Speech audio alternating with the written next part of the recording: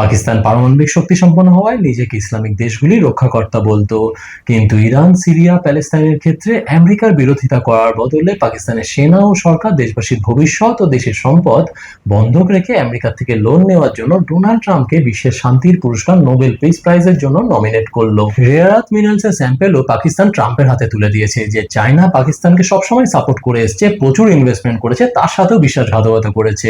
এমনকি ভারতের অপারেশন সিঁদুরে সিজ ফায়ারের কৃতিত্বও ট্রাম্পকে দিয়েছে।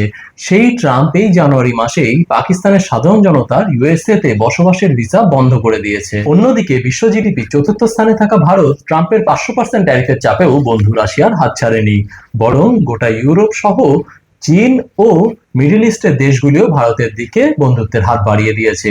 রিসেন্টলি ট্রাম্পের ডাকা বোর্ড অফ পিসের মিটিং এ কোনো শক্তিশালী দেশকে দেখা যায়নি। ভারতের একটি প্রতিবেশী দেশের উদ্দেশ্যে বলবো, নিজের ভালো পাগলেও বোঝে।